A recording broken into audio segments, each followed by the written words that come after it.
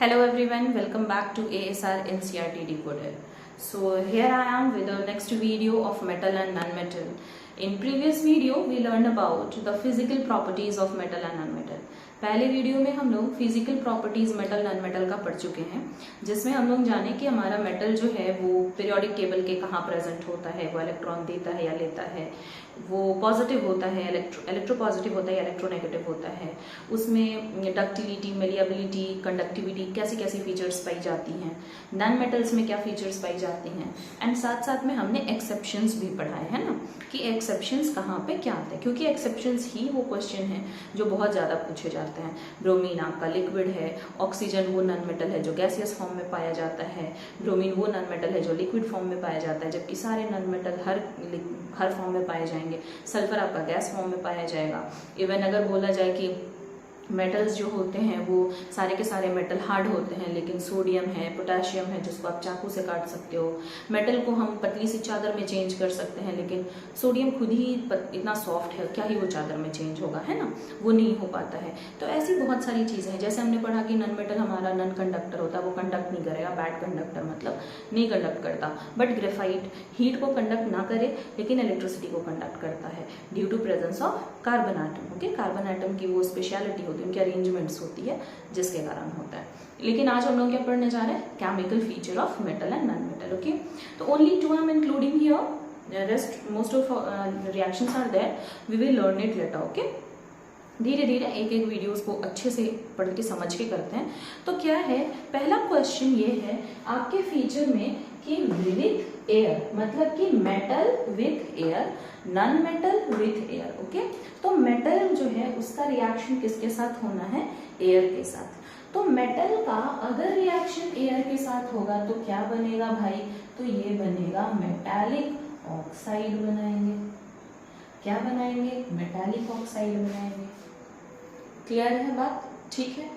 अब इसमें एक और बात आती है भाई, मेटालिक ऑक्साइड और क्या कर सकते हैं, तो तुरंत से आपके जो मेटालिक ऑक्साइड्स हैं वो रिएक्ट कर जाएंगे वाटर से एंड बना लेंगे मेटालिक हाइड्रोक्साइड।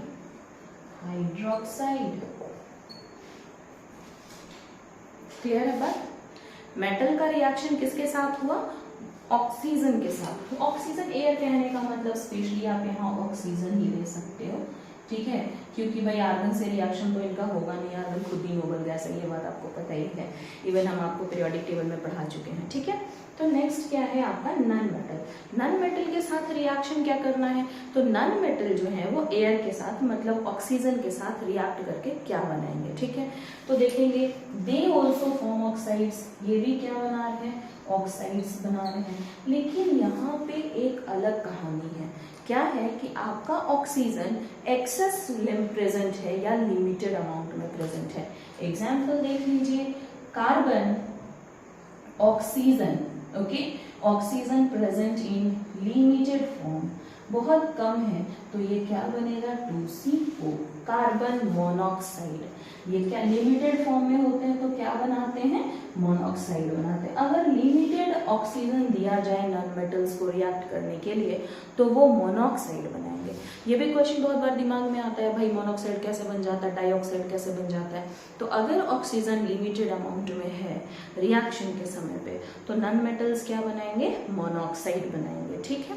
लेकिन अगर वही सेकेंड देखें, C+O2 ये एक्सेस है, ऑक्सीजन बहुत ज्यादा है, तो बनेगा CO2, that is what, dioxide. अब आगे बात समझ में, ऑक्साइड्स, मोनोऑक्साइड्स और डाइऑक्साइड्स कैसे बनते हैं। ऑक्सीजन लिमिटेड अमाउंट में होगा नॉन मेटल के साथ, मोनोऑक्साइड लिमिटेड एक्सेस अमाउंट में होगा तो वो क्या बनेगा, dioxide. So this is the reaction what, let me separate it with this one. तो ये क्या हो गया, मेटल और नॉन मेटल का reaction with air, air specially with oxygen. Okay, fair कीजिए इसको, क्या हुआ, एयर के साथ ऑक्सीजन के साथ मेटल का रिएक्शन होगा, मेटल्स क्या बनाएंगे भाई, मेटालिक ऑक्साइड्स बनाएंगे। मेटालिक ऑक्साइड्स के बाद मेटालिक ऑक्साइड वाटर से रिएक्ट करके क्या बनाएंगे, मेटालिक हाइड्रोक्साइड। अब यहाँ पे एक इम्पॉर्टेंट चीज ये आ जाता है, अब यहाँ पे एक इम्पॉर्टेंट चीज ये आ जाता है, that is your exception. Exception क्या है? गोल्ड, प्लैटिनम, ये सब क्या है? नॉट रिएक्ट, मतलब या फिर आप ऐसे कर दो cross, did not react with air. Gold का या प्लैटिनम का रिएक्शन एयर के साथ नहीं होता है। आगे बात समझ में?